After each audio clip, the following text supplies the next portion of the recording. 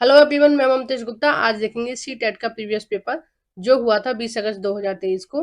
और अभी तक हमने इस सीरीज की जो सी टेट के प्रीवियस पेपर की सीरीज चल रही है उसके हमने 6 पार्ट कंप्लीट कर लिए हैं और आज हम ये 7 पार्ट देखेंगे। और हमने ये वाला जो पेपर है 20 अगस्त 2023 का उसके 52 से पहले वाले जो क्वेश्चन है वो भी कंप्लीट कर लिए हैं, क्योंकि 31 से 41 तक के क्वेश्चन कंप्लीट हो चुके हैं। तो अगर आपने वो सब नहीं देखे हैं, 6 पार्ट नहीं देखे हैं प्रीवियस पेपर के, और इसके भी जो क्वेश्चन आपके रह गए हैं उन सभी को आप इसी वीडियो के डिस्क्रिप्शन में प्लेलिस्ट की लिंक दी हुई है सी टेट प्रीवियस पेपर की 2024 में जो एग्जाम होने वाला है सी टेट का, उसकी। तो ये सब आप इस वीडियो के डिस्क्रिप्शन में उसकी लिंक मिल जाएगी, उस लिंक पर क्लिक करके आप देख सकते हैं। ठीक है। और ये साइड में जितनी भी प्लेलिस्ट लगी हुई हैं ये सभी मैंने पढ़ाई हैं और एनसीईआरटी को बहुत डिटेल में पढ़ाया है। और अभी तक मैंने सीटेट के 10-12 प्रैक्टिस सेट करा दिए हैं और मैंने ये चीज ऑब्जर्व की है उन सब में। पिछले साल भी कराए थे आपको बहुत सारे पेपर, 2015 से 2023 तक के सारे पेपर कंप्लीट करा दिए थे। अभी फिर से ये सीरीज मैंने चला रही हूँ इस साल भी। तो मैंने ये चीज ऑब्जर्व करी है कि जो भी क्वेश्चन आते हैं वो सारी के सारे एनसीईआरटी से ही आते हैं, एनसीईआरटी से बाहर एक भी क्वेश्चन नहीं आता है। और एनसीईआरटी भी केवल 6 से 8 तक की, ठीक है, 6, 7, 8 की तीनों की एनसीईआरटी आप खरीद लीजिए और अच्छे से पढ़िए। और ये जो प्ले लिस्ट है, ठीक है, इनकी वीडियोस देखिए और चैप्टर खोलकर बैठ जाइए। इससे आपको बहुत ज्यादा हेल्प मिलेगी और अच्छे से तैयार हो जाएंगे। और जुलाई में है पेपर, जब तक तो आपको बहुत अच्छे से हो जाएगा। आपके आराम से 60 में से 50 या 55 तक मार्क्स आ जाएंगे अगर इसी तरह से आप पढ़ेंगे। अगर रोज 2 चैप्टर करेंगे तो आपके आराम से हो जाएगा सी टेट क्लियर। ठीक है, मैंने भी इसी तरह से किया था और सेल्फ स्टडी ही की थी। मैंने कोई किसी का कोर्स वगैरह नहीं खरीदा था, ना ऑनलाइन ना ऑफलाइन। नेक्स्ट देखते हैं क्वेश्चन नंबर 42। 12वीं शताब्दी में प्रयुक्त प्रौद्योगिकी के संबंध में निम्नलिखित में से कौन सा या से कथन सही है? 12वीं शताब्दी के बारे में पूछा जा रहा है ये क्वेश्चन। ठीक है। ए है मेहराबों का निर्माण अधिरचना के भार को स्थानांतरित करने के लिए किया गया था। बी है मेहराब का मध्य भाग आधारशिला कहलाता था। तो इसका जो सही आंसर हो जाएगा वो हो जाएगा केवल ए सही है। ठीक है, सही आंसर हो जाएगा दूसरा, ऑप्शन नंबर 2। इसका केवल ए सही है, बी इसका गलत है। नेक्स्ट देखते हैं, देखो ये 7th की हिस्ट्री से आया है क्वेश्चन। नेक्स्ट देखते हैं क्वेश्चन नंबर 43। निम्नलिखित में से कौन से पुरापाषाण स्थल में चूना पत्थर से बने औजार मिलते थे? कौन कौन से जो चूना पत्थर से औजार बनते थे, यानी कि वो पत्थर को ही तोड़कर उनके औजार बना लेते थे, किसके लिए? शिकार के लिए, है ना। तो वो कहाँ से मिले हैं उसके बारे में पूछा गया है। तो ये आपको बताना है, सही विकल्प का चयन कीजिए। ए है इनाम गांव, ये कहाँ है आपका? ये होगा आपका महाराष्ट्र में। ठीक है। बी है, सॉरी, दूसरा है कोलिड हवा, कोलिड हवा, ये आपका है जम्मू कश्मीर में, है ना। और तीसरा है ब्रह्मगिरी, चौथा है हुंसगी। तो इसका जो सही आंसर है वो हो जाएगा 4। नेक्स्ट देखते हैं क्वेश्चन नंबर, नेक्स्ट देखते हैं क्वेश्चन नंबर 44। और देखो ये 6 क्लास की एनसीईआरटी से आया है, 6 क्लास की हिस्ट्री हिस्ट्री से आया है। ठीक है। Question number 44। निम्नलिखित में से कौन सा महाजनपद के नियमित रूप से कर वसूलने के संदर्भ में सही नहीं है? यानी कि महाजनपद काल में जो कर वसूला जाता था उसके संबंध में कौन सी चीज सही नहीं है? और देखो ये महाजनपद वाला जो चैप्टर है ये आपका आया है 6 क्लास की एनसीईआरटी से, है ना। और ये आपका 6 क्लास की एनसीईआरटी से आया है और चैप्टर नंबर 5 से आया है। अब देखिए सही विकल्प कौन सा है। पहला है व्यापार में खरीदी एवं बेची जाने वाली वस्तुओं पर कर लगाया जाता था। दूसरा है आखेटकों तथा संग्राहकों को भी जंगल से प्राप्त वस्तुएं राजा को देनी होती थीं। यानी कि जो जनजाति समूह के लोग थे जो उसमें रहते थे जंगलों में, उनसे भी कुछ टैक्स के रूप में लिया जाता था। ऑप्शन नंबर तीसरा है, ज्यादातर फसलों पर कर उपज का 1/2 यानी कि 50% के रूप में हिस्सा निर्धारित होता था। चौथा है, चरवाहों को जानवरों या उनके उत्पादकों के रूप में कर देना पड़ता था। तो देखिए, जो पुरानी अगर हम परंपरा देखें तो मेन जो कर लिया जाता था वो जो कृषक होते थे, जो किसान होते थे, उनसे ही लिया जाता था, है ना। और ये कितना होता था उपज का, ये होता था उपज का 1/2। ठीक है, यानी कि आधा हिस्सा आपको राज्य को देना पड़ता था, यानी कि सरकार को देना पड़ता था, जो भी राजा होते थे, और बाकी आधे में आपको खर्च चलाना होता था। नेक्स्ट देखते हैं। देखो, इतना ज्यादा टैक्स केवल उन पे ही, किसानों पे ही इसलिए लगाया जाता था, पहले किसानों की हालत ठीक ठाक थी, पहली बात। दूसरी चीज ये है कि जो ज्यादातर जो लोग थे वो खेती ही करते थे। ठीक है, अन्य पे जो नौकरियां हैं वो नहीं थी। ज्यादातर लोग किसमें, खेतों में ही काम करते थे, तो खेतों पर ही लगाया जाता था। नेक्स्ट देखते हैं क्वेश्चन नंबर 45। निम्नलिखित में से किन घटनाओं की पहचान अनुसूचित जाति और अनुसूचित जनजाति अत्याचार रोकथाम अधिनियम 1989 के उल्लंघन के रूप में की गई है? देखते हैं। देखो, ये आपका आया है क्वेश्चन 8th क्लास की पॉलिटिकल साइंस का लास्ट वाला चैप्टर है, चैप्टर नंबर 8, है ना। और इस चैप्टर में ही वो दिया हुआ है भोपाल गैस त्रासदी के बारे में। ठीक है, तो ये वहां से आया चैप्टर। अब देखो, ये जो अधिनियम है, ठीक है, इस अधिनियम में किन किन चीजों का उल्लेख है। ये जो अधिनियम बनाया गया था 1989 में, तो इसमें क्या चीजें हैं देखते हैं। ए है, ऊंची जाति के लोगों द्वारा अनुसूचित जाति के लोगों के विरुद्ध हिंसा, है ना। बी है ऑप्शन नंबर, देखो ये चीज सही है कि जो ऊंची जाति के लोग होते थे ना, पहले वो नीची जाति के लोगों के साथ हिंसा जैसी चीजें करते थे, या फिर जैसे अगर वो लोग जो नीची जाति के लोग हैं वो बात नहीं मान रहे हैं, तो उनको किसी भी तरह से टॉर्चर करके उनसे अपनी बात मनवाते थे, या उनके ऊपर एक तरह से, उनके साथ एक तरह से गलत व्यवहार करते थे। तो ये अधिनियम इसी चीज के लिए बना था। हालांकि हमारे संविधान में शुरू से ही है कि छुआछूत नहीं कर सकते हो, और ये सारी चीजें नहीं कर सकते हो, किसी के साथ अमान्य व्यवहार नहीं कर सकते हो। आर्टिकल भी दिए हुए हैं, आर्टिकल 17 में ये है छुआछूत वाला अधिनियम। लेकिन उतने बड़े पैमाने पर हमारे पूरे देश में सारे लोग उसको नहीं मान रहे हैं। ठीक है, उसके बाद भी लोगों के साथ शोषण हो रहा था, इसीलिए इस अधिनियम की जरूरत पड़ी। और इस अधिनियम में ये कहा गया कि ऊंची जाति के लोग किसी भी तरह से अनुसूचित जाति या अनुसूचित जनजाति के लोगों के साथ हिंसा नहीं कर सकते हैं। यहाँ तक कि हिंसा नहीं कर सकते, यहाँ तक कि वो उनको अपशब्द भी नहीं बोल सकते हैं, अपमानजनित शब्दों का भी प्रयोग नहीं कर सकते हैं।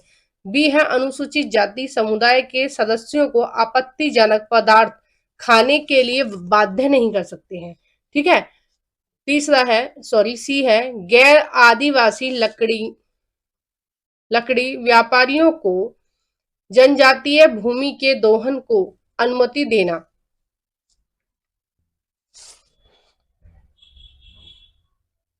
और डी है, अनुसूचित जाति समुदाय के सदस्यों से विवाह करना।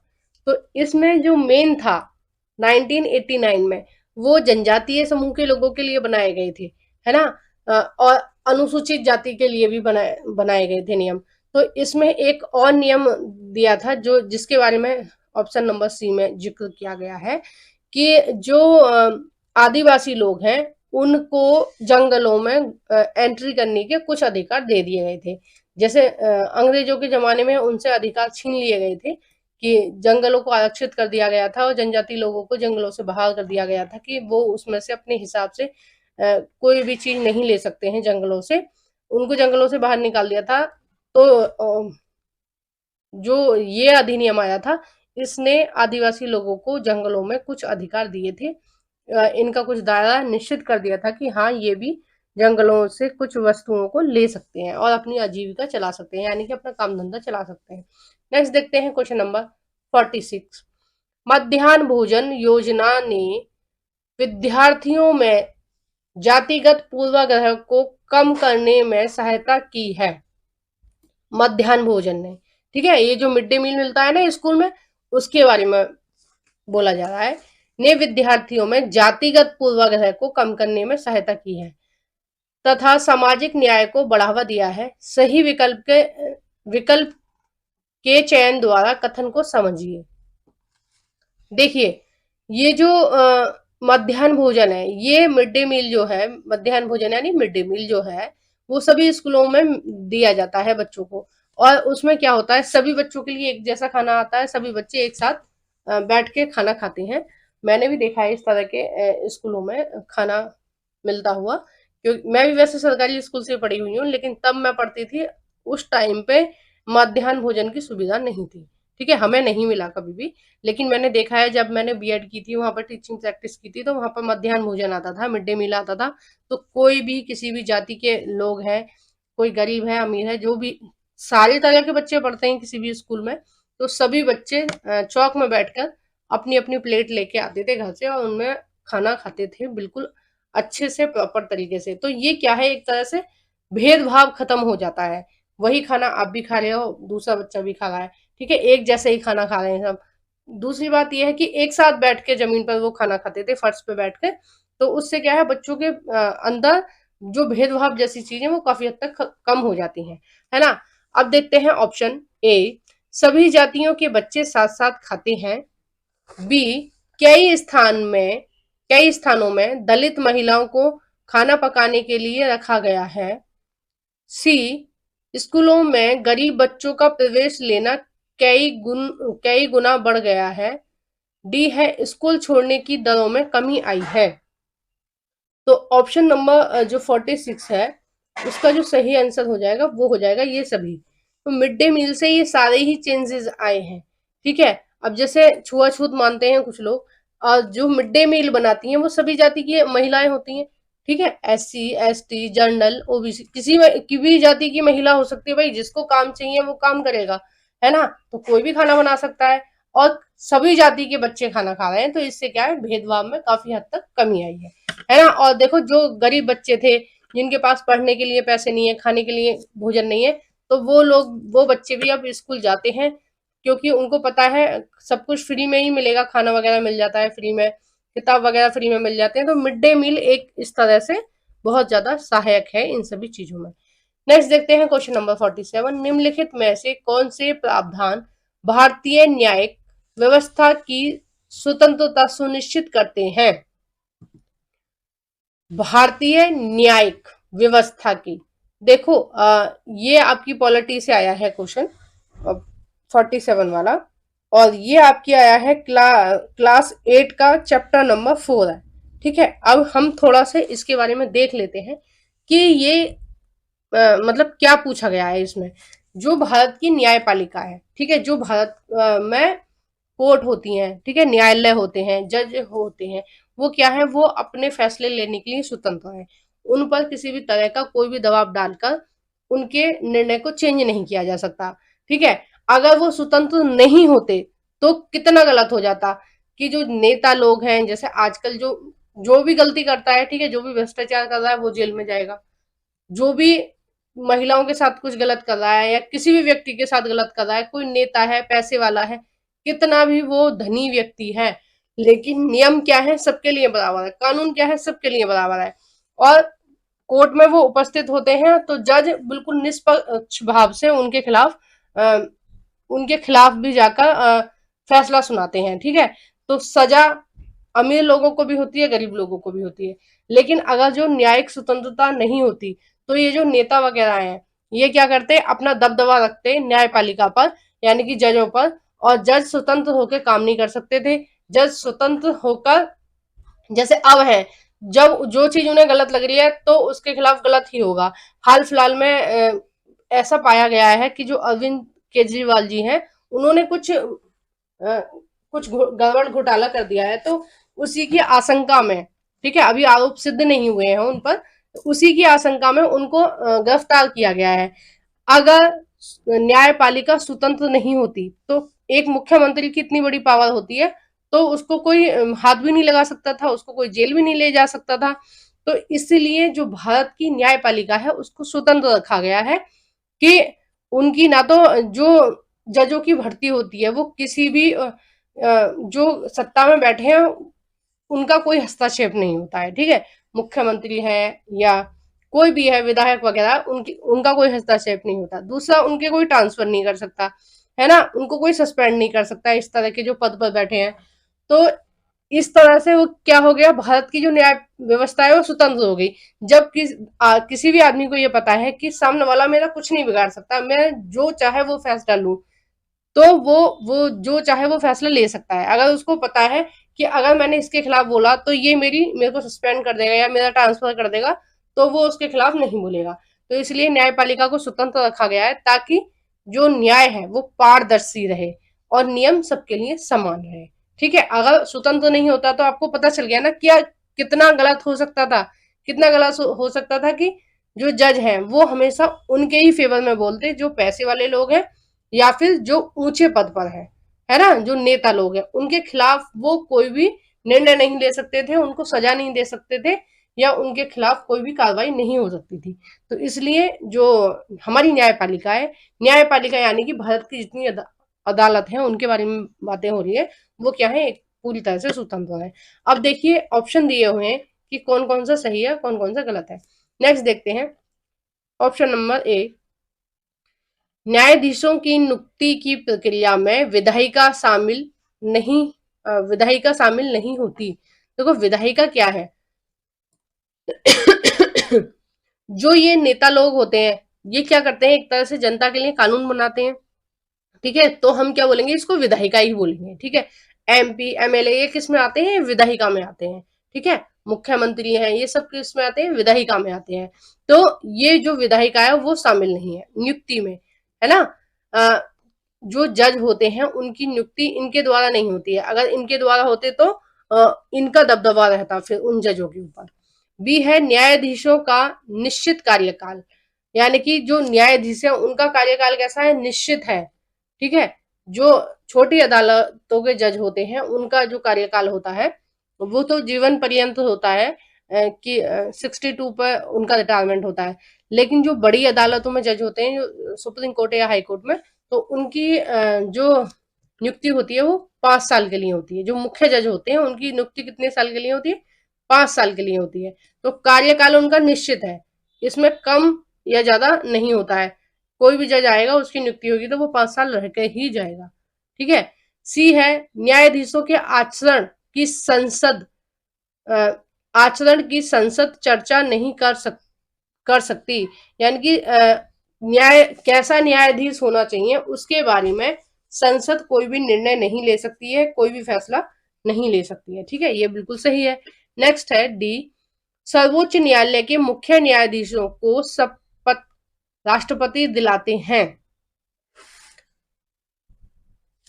तो ये भी आपका सही है कि जो सर्वोच्च न्यायालय है के मुख्य न्यायाधीशों को कौन शपथ दिलाते हैं, राष्ट्रपति जी ही दिलाते हैं, ठीक है।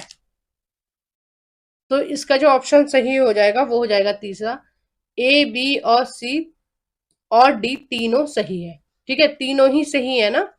नेक्स्ट देखते हैं क्वेश्चन नंबर 48, निम्नलिखित में से कौन से युग्म सही सुमिलित है। ए है मिस्त्री, मिस्त्री कैसा कौन से रोजगार का प्रकार है, दिहाड़ी मजदूर, यानी कि वो क्या करते हैं, दिन के हिसाब से काम करते हैं और दिन के हिसाब से ही पैसे लेते हैं, ठीक है। दिहाड़ी का मतलब होता है वो व्यक्ति आपके यहाँ 8 घंटे काम करेगा और उसके बदले में आपसे उसी दिन पैसे लेगा, ठीक है। जिस दिन काम करने आएगा आपके घर उसी दिन आपसे पैसे लेगा, ठीक है। हाल फिलहाल में 500 रुपए है मजदूर की, और शायद मिस्त्री की, जो राजमिस्त्री यानी कि जो घर बनाते हैं, ठीक है, जो ईंट लगाते हैं, उनकी जो दिहाड़ी चल रही है शायद 800-900 रुपए चल रही है, ठीक है। बी है घरेलू कामगार, जो घरेलू कामगार हैं वो किस श्रेणी में आते हैं, रोजगार के कौन से प्रकार में आते हैं, वो अनियमित मजदूरी के प्रकार में आते हैं, जो काम वाली होती है ना, उस तरह से जो घर में काम झाड़ू पोछा ये सब करती हैं, वो कैसे होते हैं, अनियमित मजदूरी, उनकी मजदूरी कैसी है, अनियमित है। सी है सब्जी विक्रेता, ये कैसे होते हैं, स्वरोजगार, इनका रोजगार कैसा होता है, अपना खुद का रोजगार होता है। तो इसका नेक्स्ट देखते हैं, ऑप्शन नंबर डी, दुकान में सुपरवाइजर, ये कैसा होगा, व्यवसायी। ठीक है, ये जो दुकान का सुपरवाइजर है वो एक तरह से क्या कर रहा है, वो नौकरी कर रहा है, तो वो कैसा हो गया, व्यवसायी हो गया। तो इसका जो सही आंसर हो जाएगा वो हो जाएगा, सॉरी, ये जो डी इसमें दिया हुआ है, सुपरवाइजर क्या होगा, व्यवसायी नहीं होगा, ये एक तरह से नौकरी वाला होगा। ठीक है, जो ये दिया हुआ है अस्थायी वेतन, अनियमित मजदूरी या अस्थायी वेतन, तो ये किस में आएगा, नियमित मजदूरी में आएगा, क्योंकि जो सुपरवाइजर होता है उसको आप पूरे महीने की सैलरी देंगे। ठीक है, तो ये वाला ऑप्शन, जो डी वाला ऑप्शन है, ये गलत है। दुकान में जो सुपरवाइजर है वो व्यवसायी नहीं है, व्यवसायी कौन होएगा, जो दुकान का मालिक है वो होगा व्यवसायी, है ना, वो, क्योंकि दुकान किसकी है, जिसकी दुकान है वही व्यवसायी होगा। और जो सुपरवाइजर है यानी कि जो नौकरी कर रहा है, वो कौन से रोजगार के अंतर्गत आएगा, वो आएगा नियमित रोजगार के अंतर्गत। ठीक है, जबकि इनकी कैसी होती है, अनियमित रोजगार होता है, यानी कि जब जो घर में जो काम करते हैं लोग, उनकी अनियमित मजदूरी होती है, और जबकि जो जैसे जॉब वगैरह करते हैं दुकान पर, उनकी कैसी होती है, नियमित मजदूरी होती है। तो इसका जो ऑप्शन सही हो जाएगा वो हो जाएगा पहला, ए बी और सी तीनों सही है। नेक्स्ट देखते हैं, और ये शायद इस वीडियो का लास्ट क्वेश्चन होगा, है ना। तो क्वेश्चन नंबर 49, ग्रामीण क्षेत्रों से शहरी क्षेत्रों में बढ़ते प्रवसन के परिणाम स्वरूप शहरों में औद्योगिक स्थलों के निकट स्लैम क्षेत्रों में वृद्धि देखी गई है। इस प्रकार के प्रवासन के कारण है, देखो लोग क्या कर रहे हैं आजकल, गांवों को छोड़कर, ठीक है, किसका रुख कर रहे हैं, शहरों का रुख कर रहे हैं। देखो जो शहर है वो थोड़ा सा मिस प्रिंट हो गया है, गलत लिखा हुआ है ना। तो जो शहरों की ओर रुख कर रहे हैं, शहरों में रहना चाह रहे हैं लोग, तो ये इस प्रकार का जो प्रवसन है उसका कारण क्या है, मतलब क्यों आ रहे हैं वो शहरों में, जो शहरों में भीड़ बढ़ रही है, जो चीजें हो रही है वो किसकी वजह से हो रही है। देखते हैं, ए, शहरी क्षेत्रों में जीवन के स्तर में अधोगति, इसका मतलब ये है कि जो शहरी जीवन है उसका जो स्तर है वो गिरता जा रहा है, या जो शहर में रहने वाले लोग हैं वो क्या है, उनका जो जीवन शैली वो निम्न होती जा रही है, मतलब पहले वो ठीक ठाक रह रहे थे, खान पीन स्टैंडर्ड मेंटेन कर रहे थे, अब स्टैंडर्ड गिरता जा रहा है, इसलिए जो गांव के लोग हैं वो शहर में आ रहे हैं। ठीक है, तो ये तो बात गलत हो गई, है ना, ऐसे थोड़ी है। बी है बी है ग्रामीण कामगार बाजार में विघटन, जो ग्रामीण लोग हैं, जो गांव के कामगार हैं वो बाजार में विघटन हो रहा है इसकी वजह से। ठीक है, सी है घटी हुई कृषि उत्पादकता, कि आजकल क्या है, कृषि में उतना उत्पादन नहीं हो पाता है जितना आप बाहर से मजदूरी करके कमा सकते हैं। डी है ग्रामीण क्षेत्रों में बढ़ी हुई कुशल कार्य बल की संख्या, यानी कि बहुत ज्यादा कुशल जो मजदूर हैं वो मिल रहे हैं, इसलिए जो गांव के लोग हैं वो शहरों में आ रहे हैं। जबकि इसका जो सही आंसर हो जाएगा वो हो जाएगा बी और सी। ठीक है, तो कौन सा ऑप्शन है, ऑप्शन नंबर 4। तो आपको मेरी वीडियो कैसी लगी है प्लीज आप कमेंट बॉक्स में बताना, और आपको मेरे से कुछ भी पूछना हो, या आपको वीडियो में कोई भी कमी नजर आए तो भी आप कमेंट करके बताना मुझे, और मेरी वीडियो को जरूर से लाइक कर देना। जो भी फ्रेंड आपके सीटेट की तैयारी कर रहे हैं प्लीज उनके साथ मेरी इस वीडियो को शेयर कर देना। Thank you for watching everyone.